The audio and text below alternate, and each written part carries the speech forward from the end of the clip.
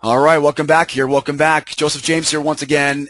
If you're hanging out with me here late morning on a Friday morning, I want to thank all the members for sticking around here for our morning review. Of course, if you're a guest in our trade room this week, wow, what a great week.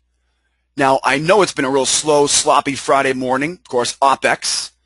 So we began our morning this morning. We really, and again, you go back to your morning prep. This morning prep is posted every morning at 7:45, 7:30. This morning on the morning prep, we saw big clues today, didn't we? The first clue we got today was probably the biggest clue we always get, and we talked about it early, and that was that dollar.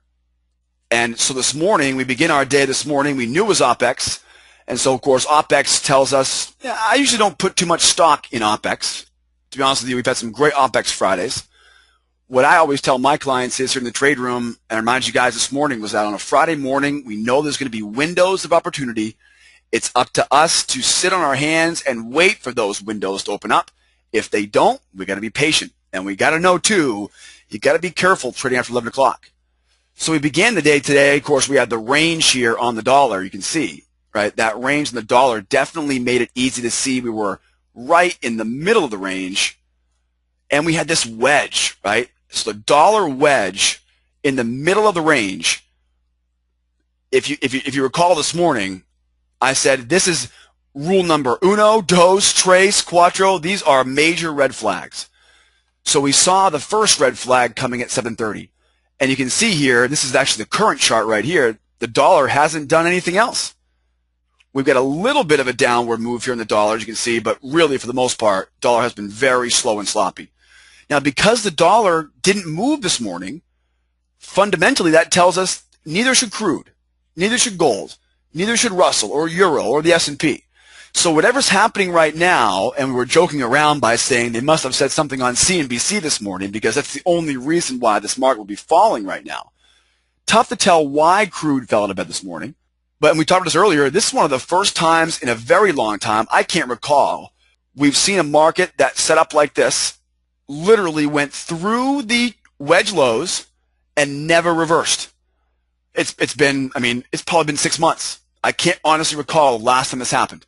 If you've been with us all week, all right, we saw tremendous opportunity all week. And this was the plan we put together this morning at 7:30.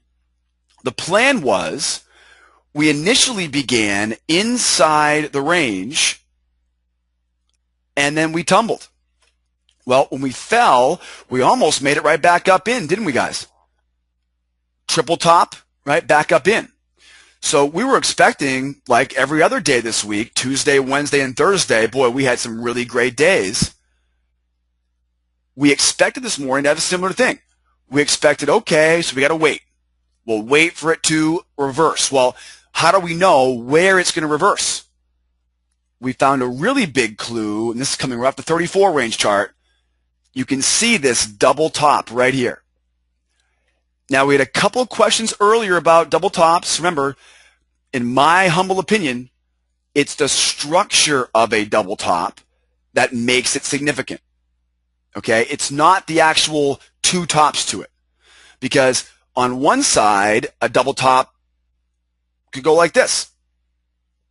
On another side, though, a double top could go like this. All right, and I think you guys can probably tell I want to see this big, again, in my opinion, it's a high, a failure, a significant second attempt, and another failure. Not just a high, little pullback, another high. Okay, that's the key to a double top. And a double top always reminds me there's going to be significant levels of support. In fact, there's going to be 3 of them. Okay, there's going to be 3 levels of support. One of which is our max extension.